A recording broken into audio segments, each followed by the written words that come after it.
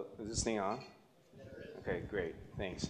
Kyle, thank you for that wonderful introduction, and thank you for coming tonight. I'm going to introduce this lecture, and I'll get right to it.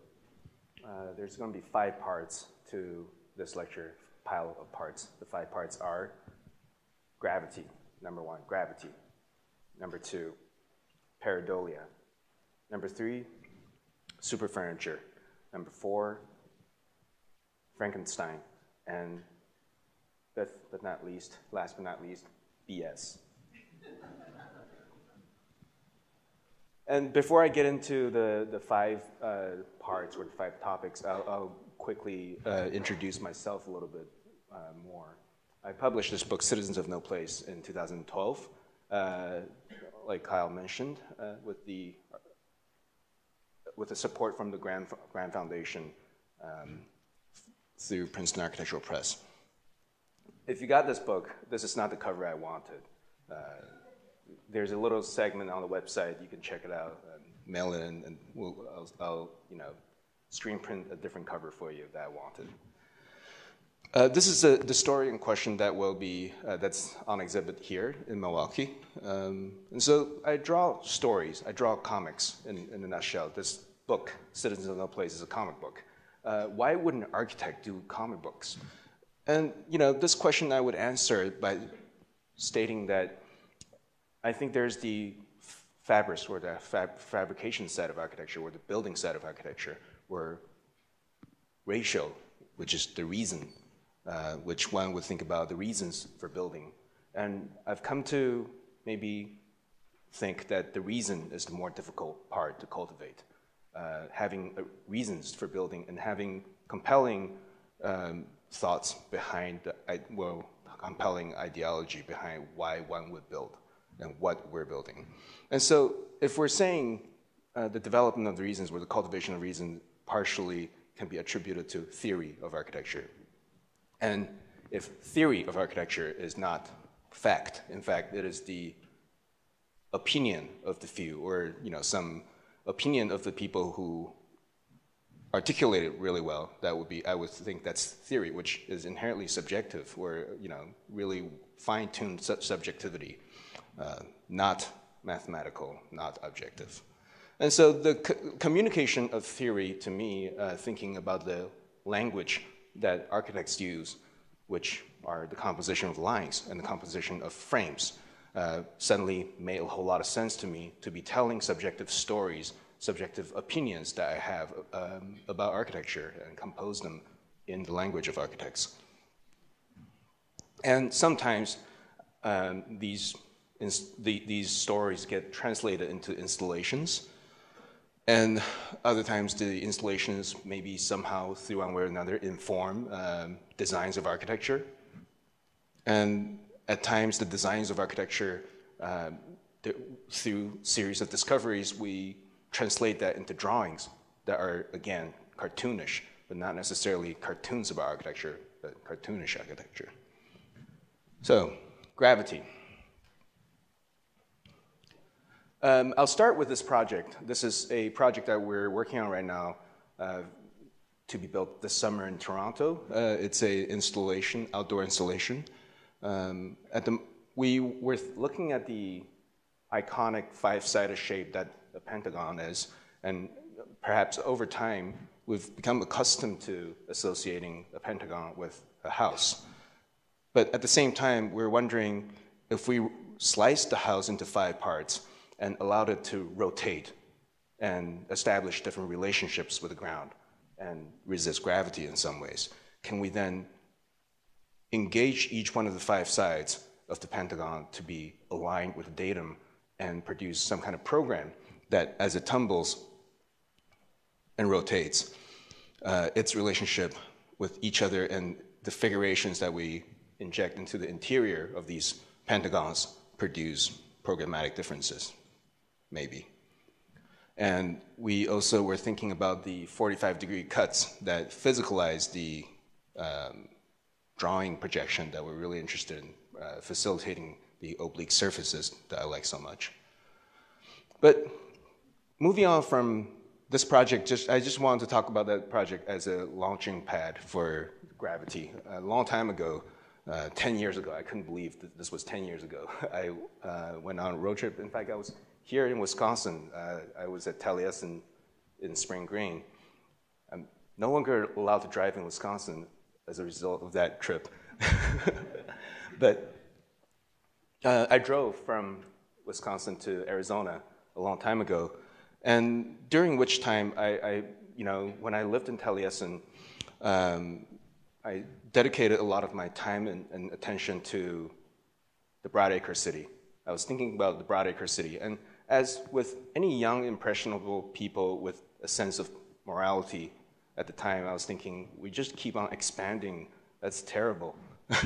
and I was really kind of putting the blame on Frank Lloyd Wright a little bit at the time, thinking that the Broadacre city is dead.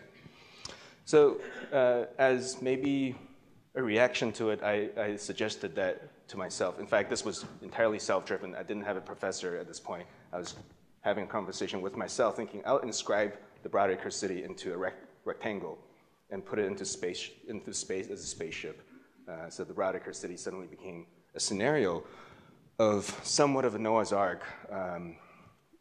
I was thinking, let's launch off Broadacre city and have it travel at the speed of light for 10,000 years. And, but if I were, at the time I was taking it seriously. I was thinking, well, what are some of the ramifications of such an effect, such a scenario? The Broadacre city is no longer allowed to expand, so it needs to feed in on itself. I started reading Charles Fourier's Fallon's Tree. I was thinking about exactly how many citizens can we fit into this thing, and how do they produce and how do they maintain culture and language over 10,000 years without changing a little too much, maybe, I don't know. But through these rigorous processing, maybe one of the most impactful discoveries at the time, or realizations at the time, was gravity. That in a scenario of a spaceship, a plan is a section is a reflective sailing plan. So the rigors of the rotations of the orthographic drawings suddenly made the distinctions less important. And as a person with too much energy, I wanted to, physicalize one of these scenarios as a giant model. At the time, I didn't even know the word installation. I was just thinking, I'll build a really, really big model at full scale. So this is at Taliesin West. I built it on a shipping dock. My initial idea was I'll find a way somehow to rotate this thing, but didn't have the facility at the time. But coming back from this experience and returning to civilization, I contemplated further on the journeys of the spaceship and started thinking deeper about the relationship between plans and sections, and really expanded upon this universe of Noah's Ark, the spaceship, and constructed a few conversations between imaginary friends. For example, two people having conversations about plan versus section, and discussing the values of a plan versus a section, or if a section produces a visual relationship with the outline of a shape, or in this case an elevation, if the outline communicates with a person's perception because of its relationship with the ground, or if we're looking at the values of plan, which is entirely different from the values of elevation, discussing its abilities to allow us to become objective analysts of situations. And this medium of the comic book actually was really liberating in some ways, that I was able to freely produce quotations of people that I like. So such quotations as a case for flat generators, plan versus section. An interesting plan can easily result in an uninteresting figure. An interesting section could result in a hollow interior, which one could argue to be positive or negative. And so this story of the rotation eventually began to evolve into other more rigorous studies of our relationship with the ground, or gravity, leading me to be thinking about such nuanced relationships between Villa Savoye or Maison Domino, and leading me to be really thinking about the 5 points of architecture more seriously: the free plan, free facade, pilotis, ribbon window, and roof garden. And if we were to be paying careful attention of Maison Domino's relationship with the ground versus Villa Savoye, and looking at Farnsworth House relationship with the ground versus Johnson Glass House, we would see that a near continuous surface between inside and outside versus a slight detachment versus a complete detachment, making very strong statements about one's desires to be part of nature or a construction of total artificiality in some cases. And so the journey on gravity was fulfilling in that way. I moved from rotation to detachment. But then again, the quest for rotation was really not done yet, because in 2008, this was my first built work, I guess, in public, built work. In Los Angeles, there is an organization called Materials and Applications. They had an open call competition. The theme at the time was gravity defiance. I was thinking, I'll make the submission about the rotation of orthographic drawings as a defiant act of an architect having a relationship with gravity.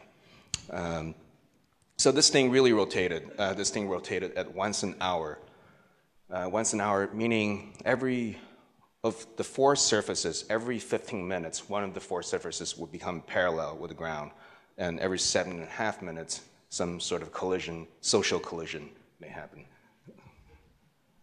But the inscription of a square inside of a circle as two platonic solids, and it's my insistence at the time, thinking about the rotation of the four orthographic drawings, produced a fixed axis, making this into a cylinder. The rotation made the mass of this thing into a cylinder.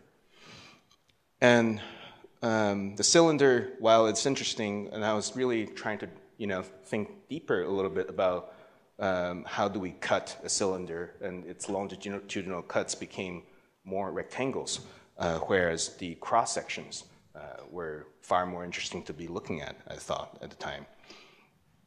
And I will segue into part 2, pareidolia.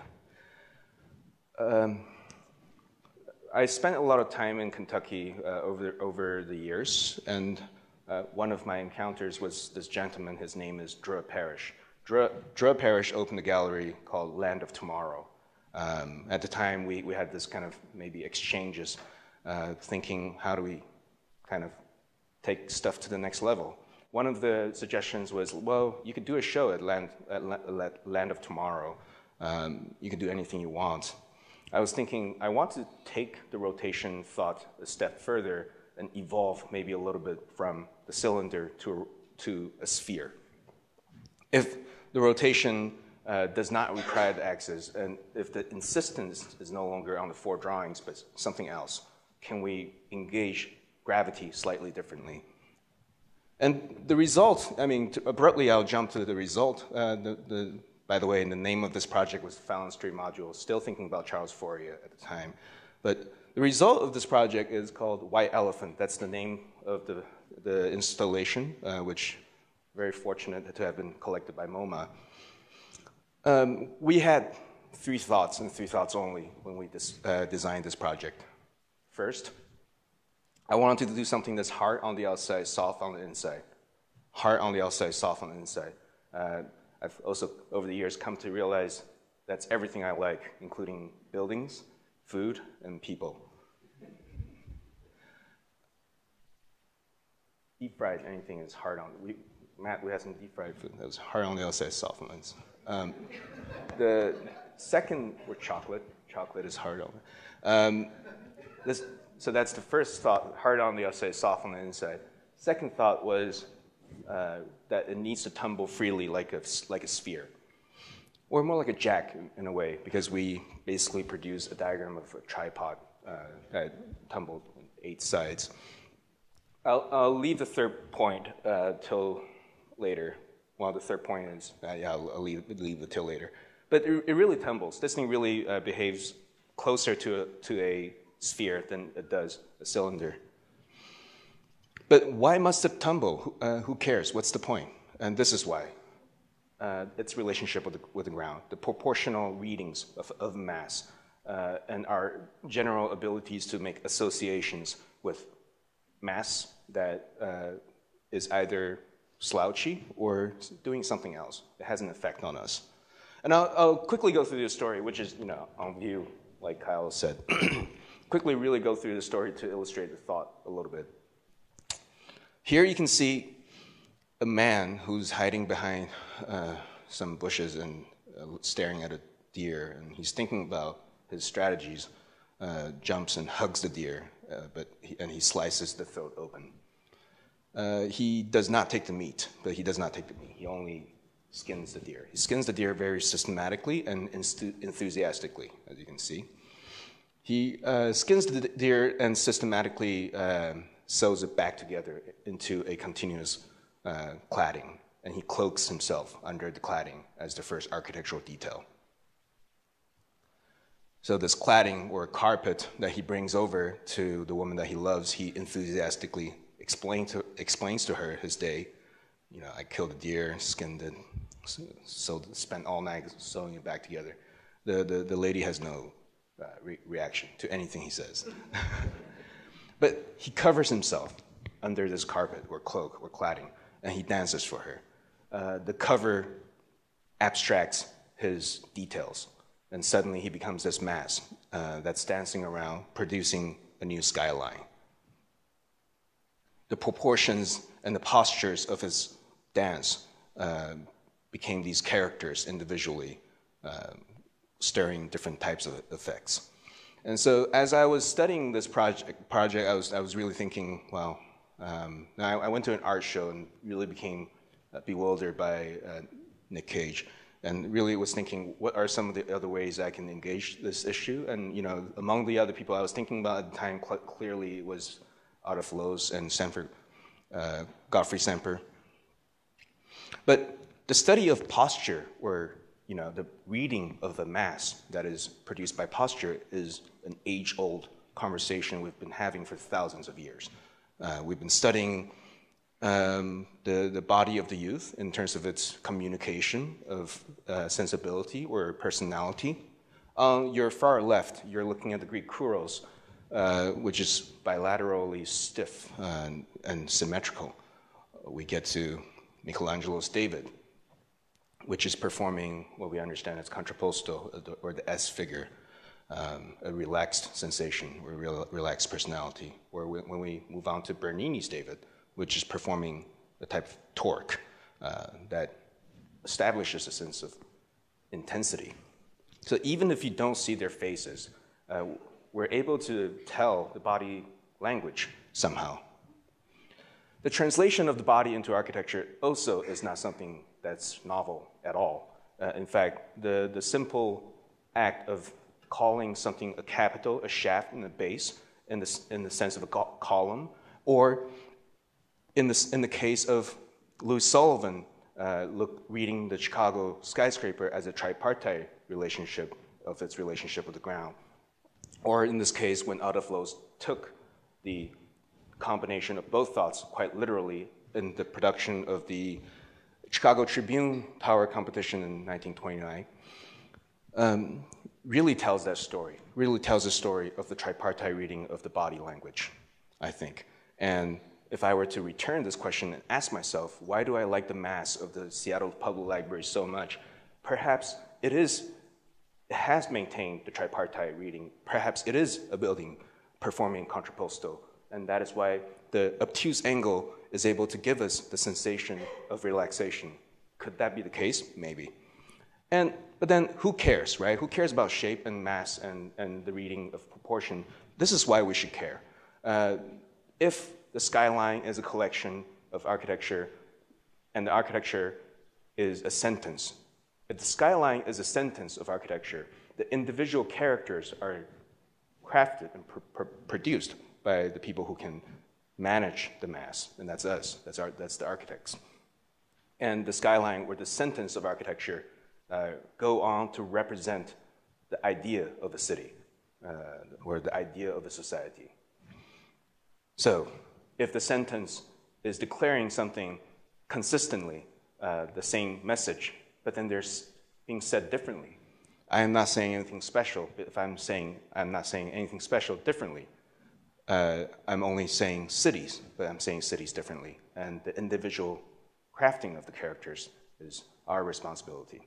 And that's why mass and form, I think, really matters. So if I care about mass, form, and the reading of, or the communication of architecture as, outlines, why wouldn't I just go ahead and talk about the Venturi duck from the onset? I wouldn't want to directly talk about the Venturi duck from the onset because I am interested in ambiguity. And perhaps it's almost as though we're writing a mystery novel to provide very many ways of reading the same thing. We're providing suggestions. In the case of John Heyduk, this is a page from The Mask of Medusa from John Heyduk. The non-exact figurations versus the exact figuration, in the case of the exact figuration, all sense of mystery is removed because we know it is a duck. But given enough parts, such as the crown or the tentacles, we could think of possibilities, but not exactly what that thing is. And I would attribute this ability that we all have to the concept pareidolia. So part 2, pareidolia, is really talking about this. I don't have to tell you what you're looking at. In fact, we might be looking at different things. Maybe we're looking at the same things. I don't know. I was really fascinated by this image. I don't know if we see the same things or not. And the Mars face, perhaps, is the poster child of pareidolia. Pareidolia, you know the sensation when you look at something and you think you see a face. That's the name of this phenomenon, pareidolia. We all have this ability as human beings. It is an extremely advantageous ability that we have in terms of evolution. Why is it an evolutionary trait? Because we're social animals. We're individually quite weak against the elements. But as a society, we're able to form buildings, cities, villages, and so forth. And as a collective, we have become the apex predator. So this necessity to produce social relationship with one another requires us to, within split seconds, recognize the difference between friend or foe. We also, because of this necessity, we need to read into the nuanced proportions between maybe parts of the face or parts of the body to, draw suspicion or totally trust. This ability, extends to inanimate objects. We project onto inanimate objects, and not only do we see faces, we assign genders and personalities onto inanimate objects.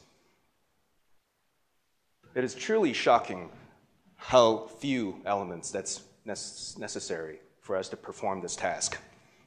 Shocking, really, when we think about the way that anyone would have learned how to draw faces in any drawing class. This is probably how we started drawing faces. You produce a symmetry, and you find the midpoints of the symmetries, and you go to town. But this is really how I look at the 4 square and the 9 square. At least how I look at the 4 square and the 9 square is a, let's say, grid that allows us to produce nuanced proportional positions to communicate suggestions. One of my favorite images of all time that really drives home this idea of the importance of the management of proportions is the many moods of Emma Watson versus the many moods of Kristen Stewart. The eyes and the nose are physically grown onto the face of Emma Watson. She cannot remove them, but what she could do is adjust and manage the proportions between the parts. And as expert readers of form that we all are, we're able to receive the message, all of us. So the argument that I'm trying to put forth is that we are innately amazing formal analysts, all of us. And this exists in architecture today, and it has always in some ways. So John Hayek, and John Hayek. And this is when I, again, talk about the 4 square and the 9 square, and a fluid engagement to grids.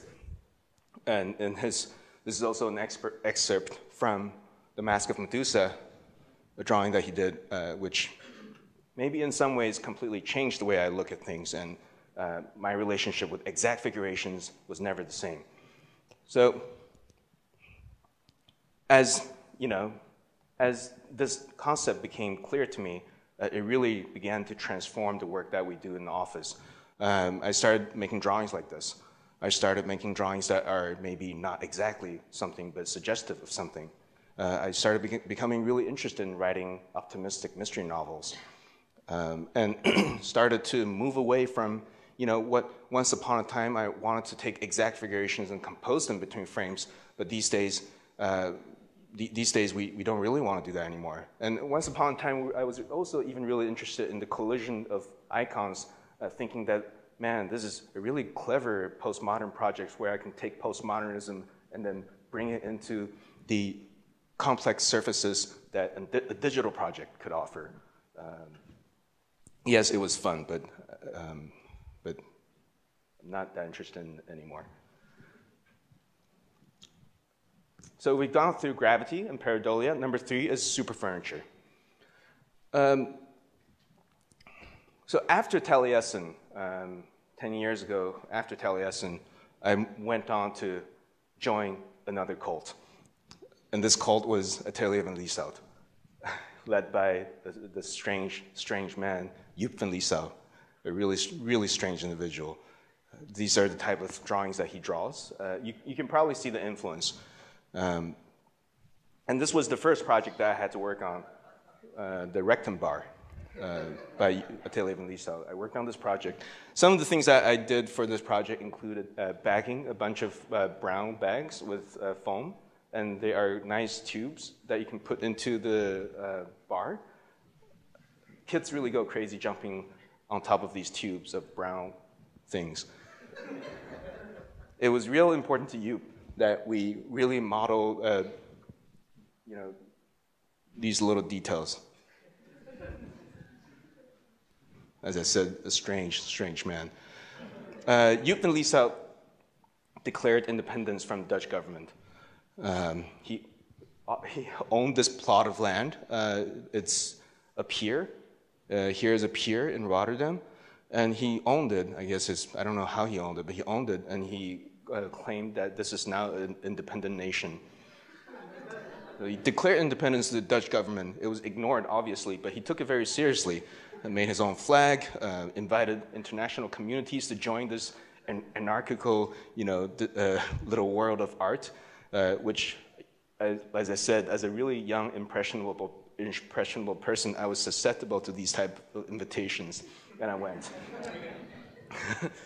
I went, and I guess the only requirement was a portfolio that he deems worthy, and so that was my passport. My portfolio was my passport. I joined this world, and to the rest of the Netherlands, I was still an illegal worker, and so it was really difficult for me to find housing. And they were like, "Oh, no problem. Here, live in this shipping container."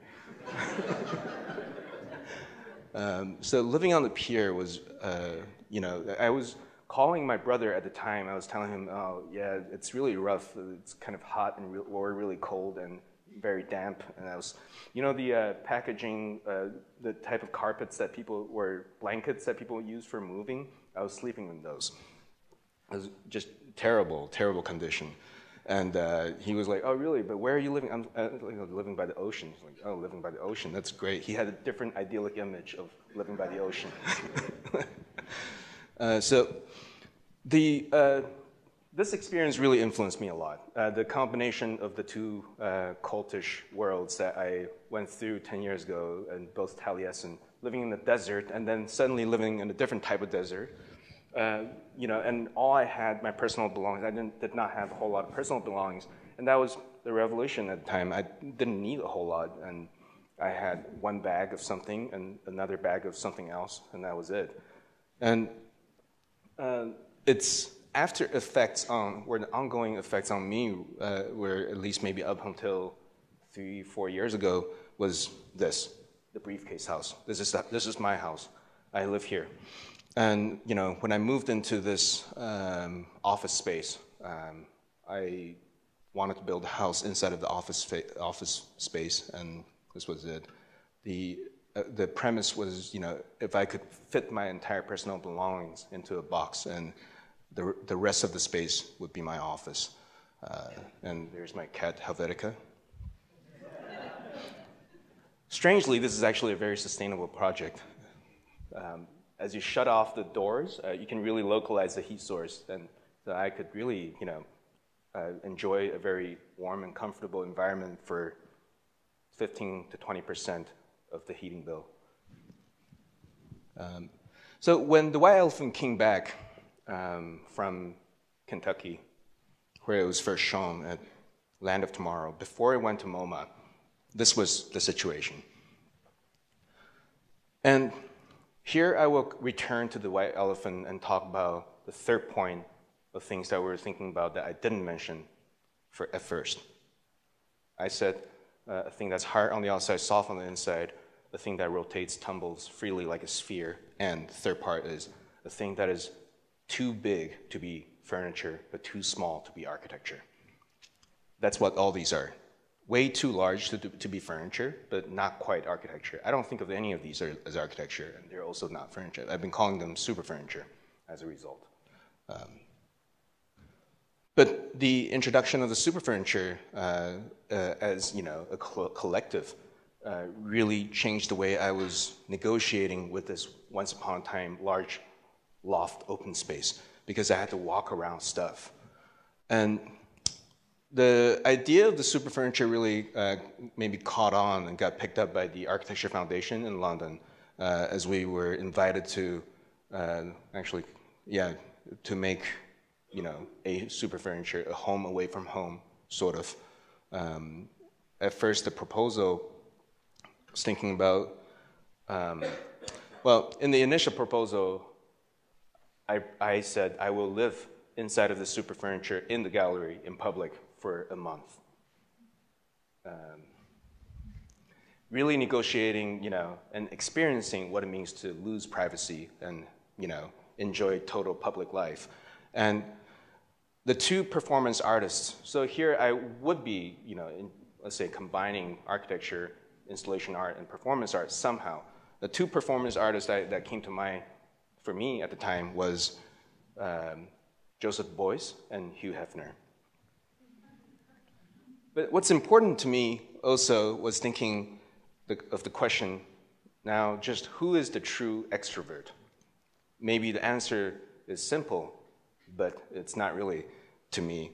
I was thinking Joseph Beuys took himself out of context. He staged himself. He was somebody else for that duration of time, whereas Hugh Hefner simply invited people to his house. So I think the answer to that question is not so simple. And through this project, the Hefner-Beuys house, we were really thinking different types of porosities, and perhaps we can use this to, think through some of these things. And of course, the project really got reduced in terms of its complexity due to budget, but really maintained the idea of framing, a physical comic book somehow, framing people, framing episodes, framing program somehow. And I really didn't live in public. I could only do 18 days. Past that, I really wouldn't recommend it. It's just really uncomfortable. People would be knocking at things. So super furniture, something that's too large to be furniture, too small to be architecture. Here you're looking at René Magritte's Listening Room from 1953. Of course, I'm interested in the content of the apple, but I'm similarly interested in this stuff over here. The circle, or the sphere, the near sphere, produced a very exact figuration that made the once upon a time flexible space really inflexible, or very specific, very specific geometries that can afford only very few programs. So in other words, suddenly in my mind was the specific gaps can be designed to fit activities. And as I'm transitioning from thinking about the comic book and the frames between the comic books, in the comic book industry, this would be the gutter right here. That would be the gutter, and this would be the frame.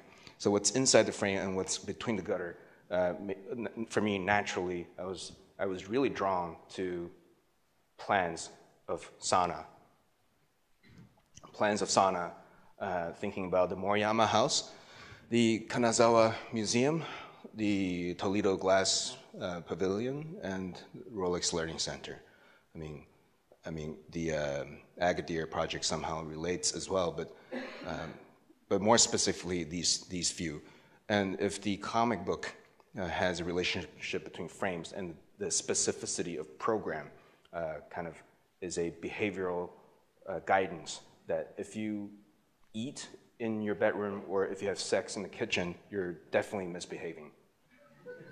But if you're, sleeping in the hallway, are you misbehaving? Probably.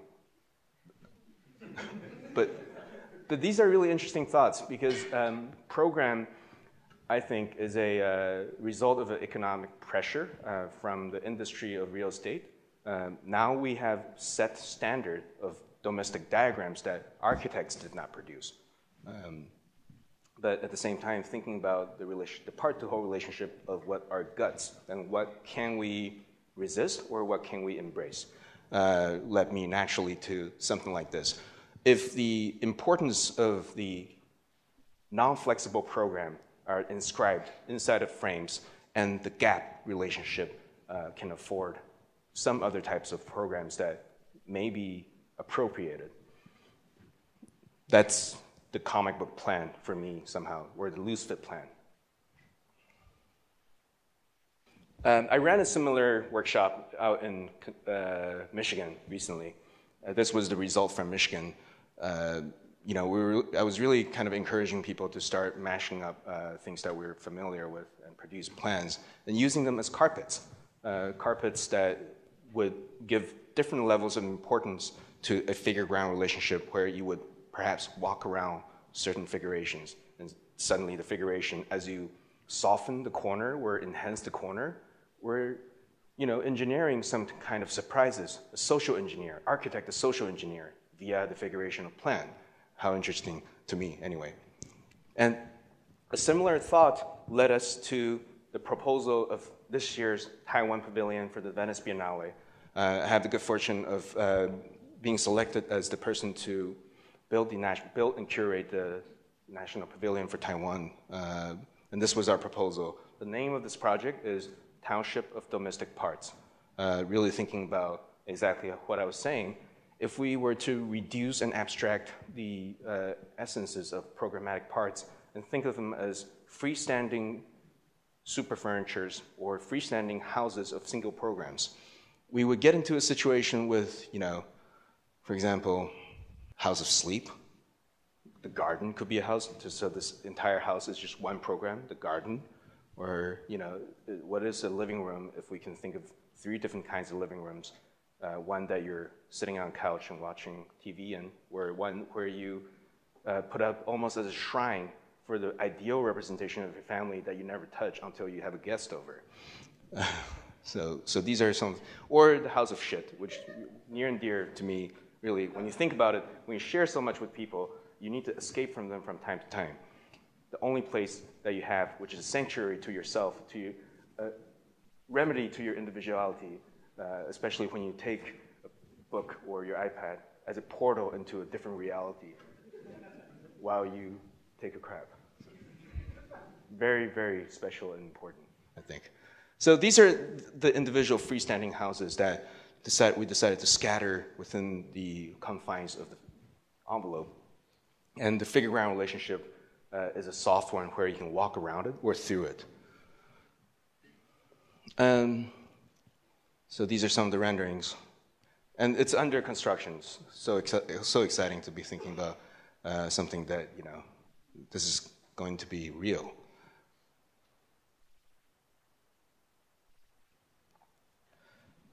All right, number 4, Frankenstein. So we've gone through gravity, pareidolia, super furniture.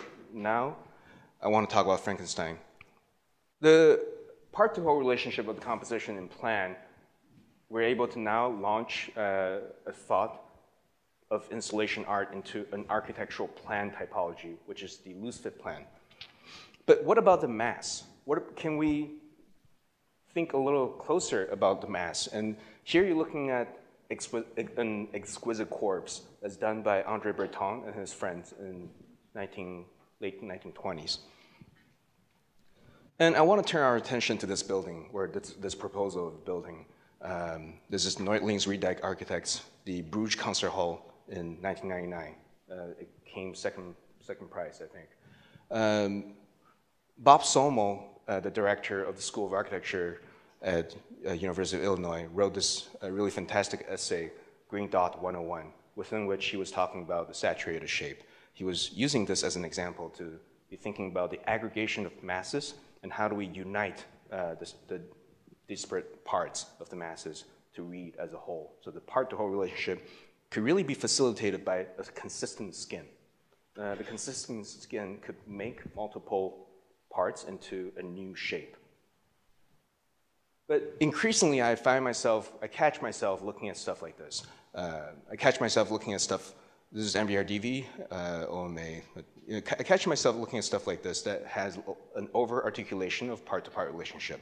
And I began to wonder, am I a closeted Frankenstein interested person, not so much only curious about this anymore. By the way, I'm wearing the tie and shirt combo in commemoration of this. For Kyle, really, this is for Kyle.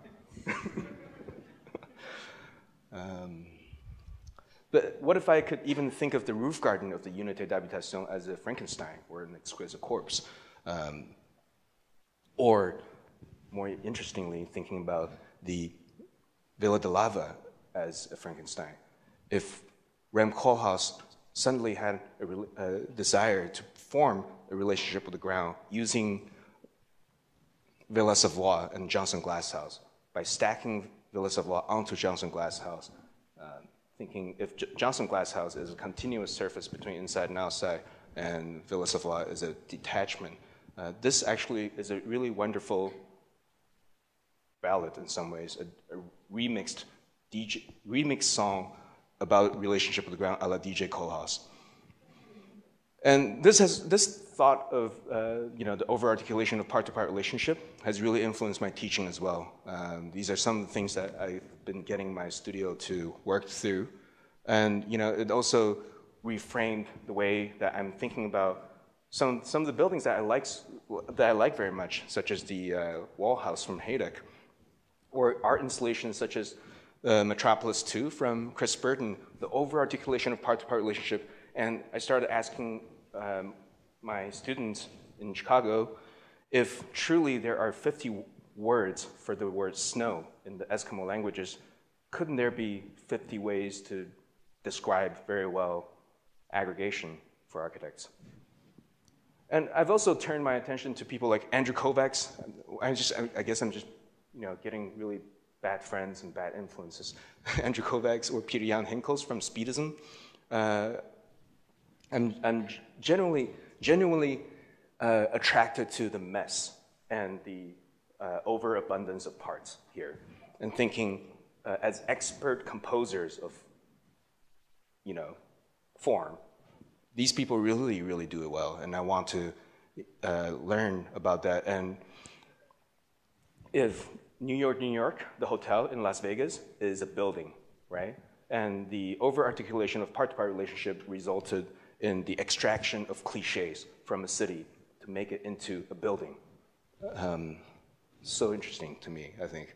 Or if the part-to-part relationship in plan can lead me to be thinking about Parc de la Villette from OMA as a Frankenstein, or even Compromatio as a Frankenstein.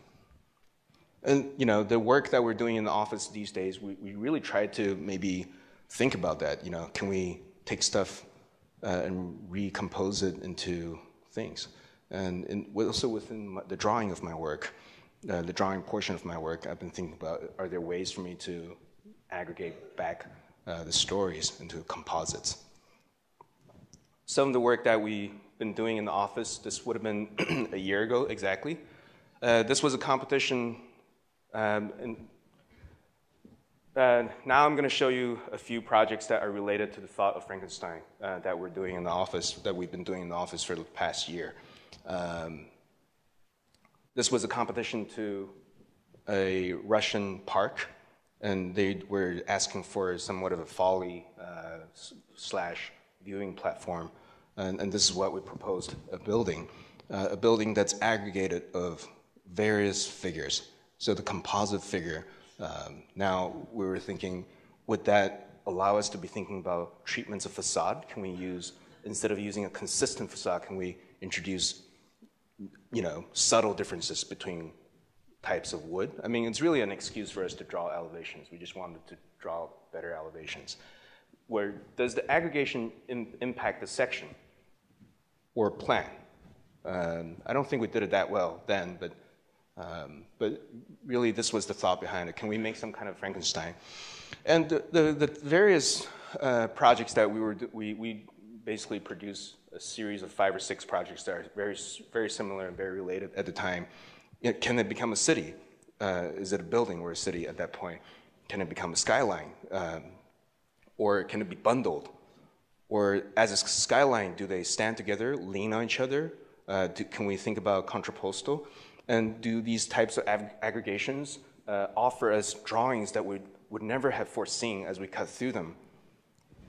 Or as we, slant them in a different way to look at the front axons of these drawings or plans. So the part-to-part relationship, the over-articulation of part-to-part relationships, also in 2013, we tested some of these thoughts in this project. We were generously commissioned by Storefront for Art and Architecture in commemoration of their 30th anniversary. Eva Frank asked myself and Grayson Cox to come up with a giant furniture. She didn't say super furniture. A giant furniture that can be outdoors, that can afford 99 people. 99 people can sit on this thing, the 99 chairs. And I was thinking we should rename this 99 chairs, then a table ain't one. And we took the footprint. We took the footprint of Storefront for Art and Architecture, which is a trapezoid, extruded it, and broke it apart into a lot of tables and chairs in a cloud-like formation type. And as we exploded the clouds, we began to discover programs. So there were 2 openings for this project. The first one was in early May last year. One of my favorite quotes came from the Miami architect, Morris Lapidus, the hotel designer. He's famous for his extravagant lobbies. This he said: if you set the stage, players will play their parts. Really amazing, thinking about the architect as a social engineer in that way. I think I've said that once tonight. But we didn't invite these people. They really just showed up. But if you set the stage, players will play their parts. Here you're looking at Frank Lloyd Wright's Guggenheim in New York. It's socially unacceptable when you gawk at somebody at a close range. But given enough of a distance, somehow you're not just looking at art, you're also looking at people. You're enjoying people watching, and the people are aware that they're being watched because you're watching them. You know you're being watched properly.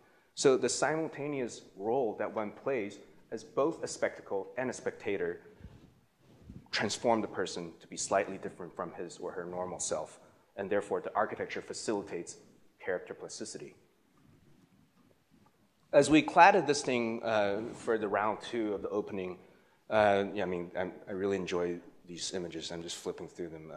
We were, thinking about ways of accentuating thickness of lines of the seams to maybe introduce different readings of scale. This is Reeves Rash. Now he lives in Kentucky. He's also a professor at U of Kentucky. Reeves Rash is probably the greatest American fabricator living today. He built both White Elephant and 99 Chairs project. So we transported it to Pier 57 in New York, and this was the event. It was really a moving moment for me to be watching this happen.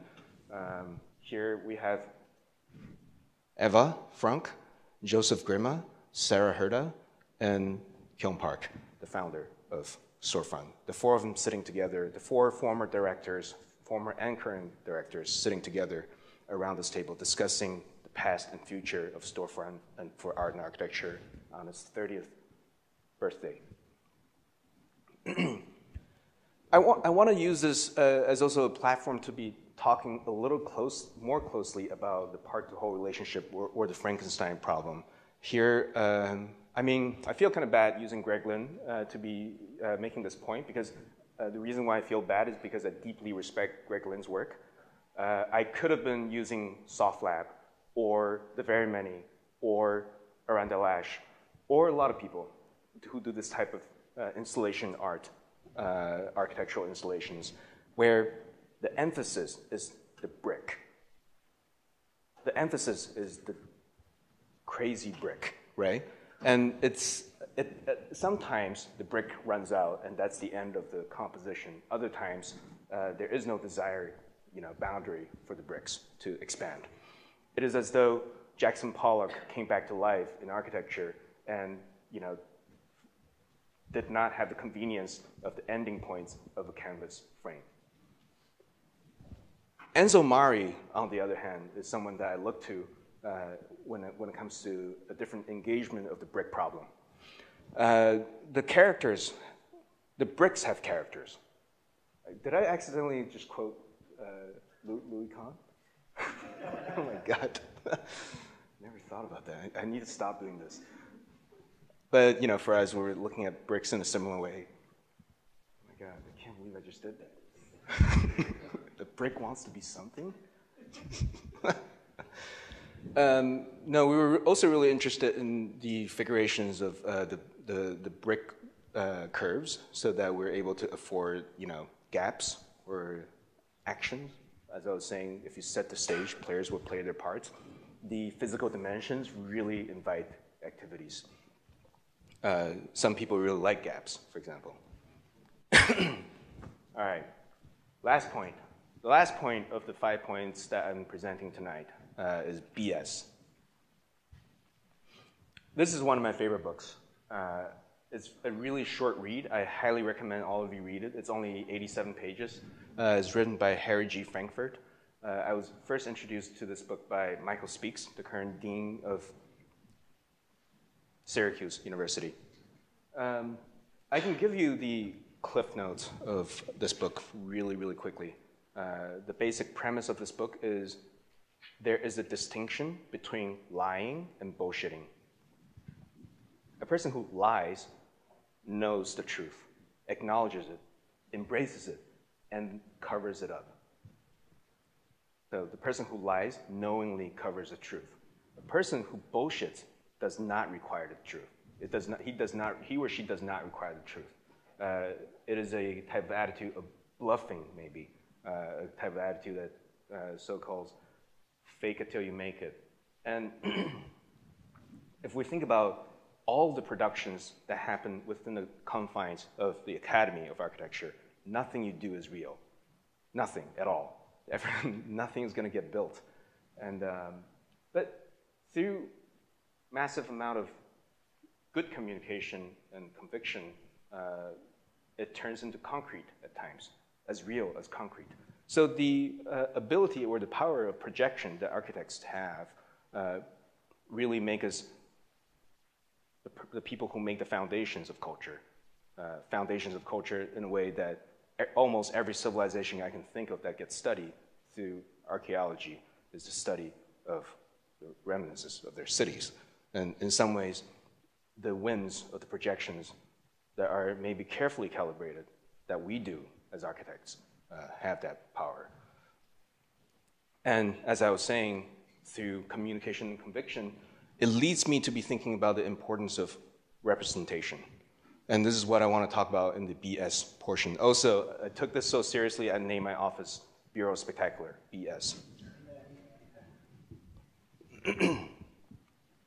So communication, I started paying more attention to, intentions behind projection types, right? Because the architect has a few ways of communicating thoughts.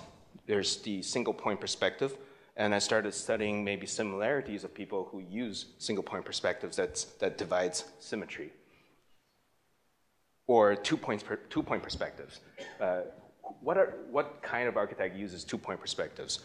Or orthographic projections that are badly projected, so that although it's still flat, we see more than one surface.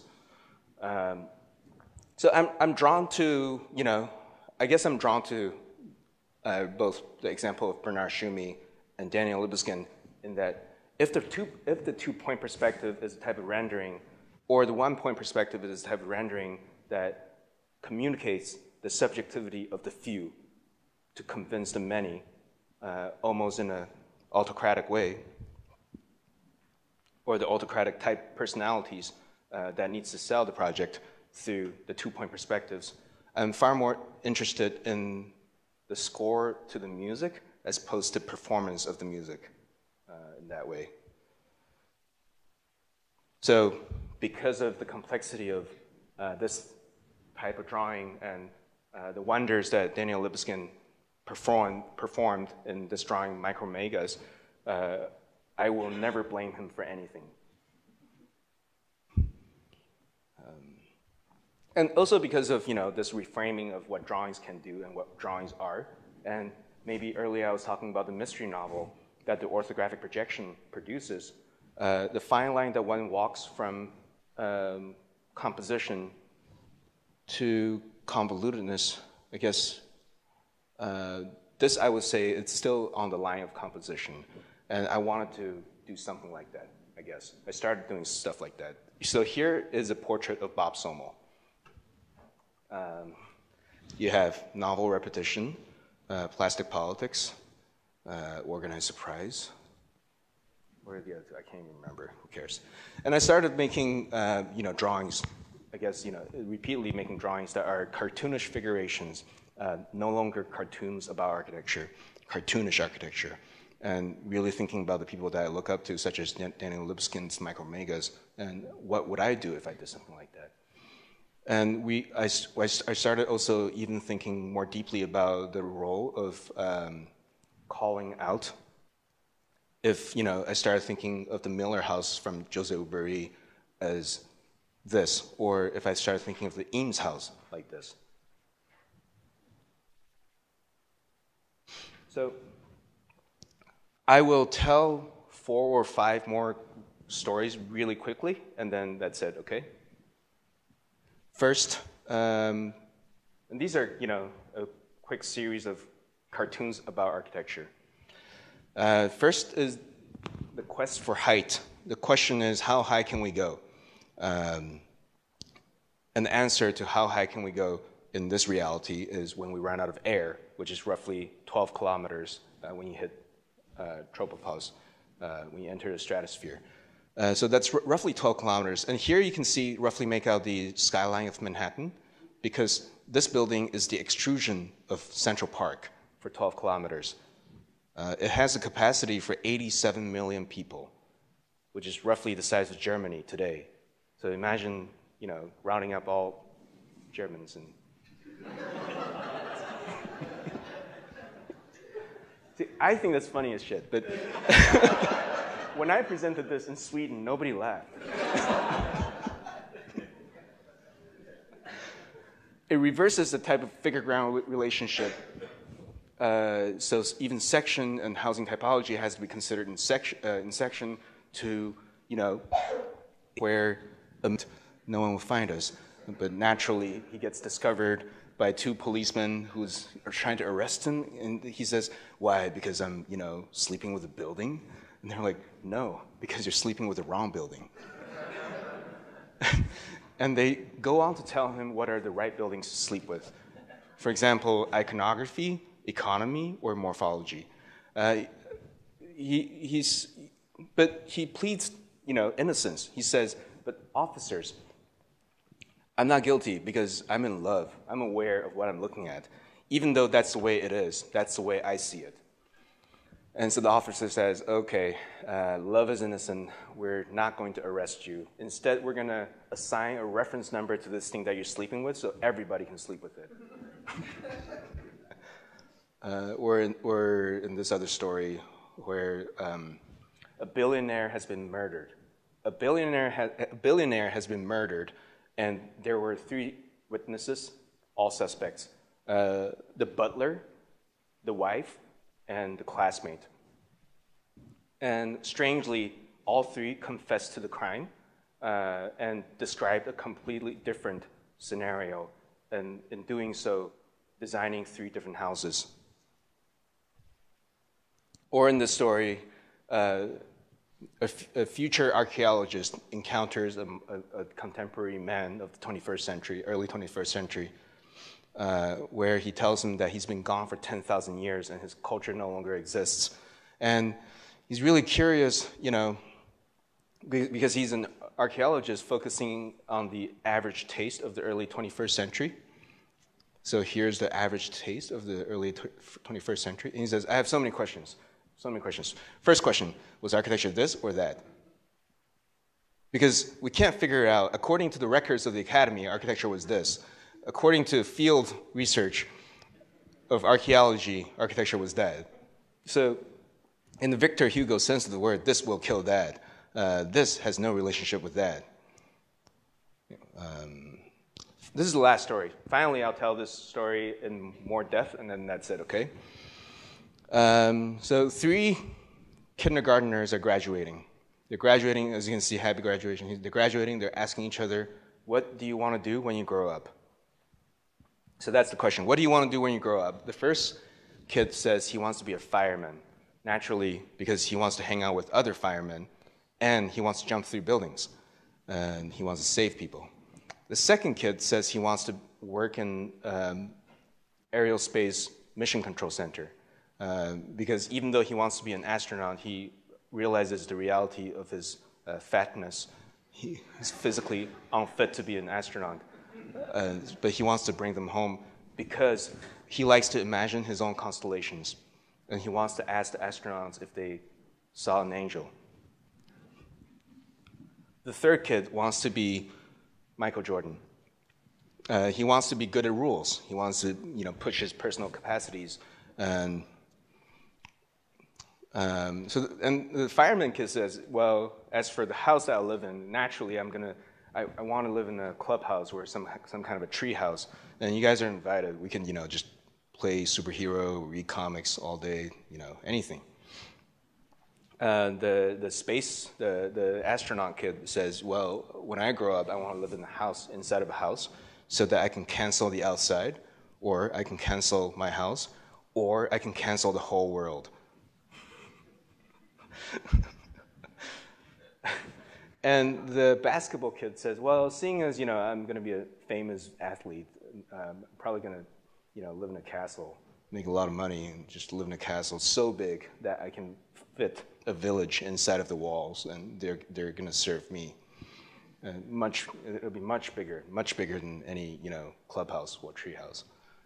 So they get into a fight, and eventually they try to imagine all their houses together, including their work, into this Frankenstein-ish building, so that they would never have to say goodbye to each other. All right, that's it. Thank you.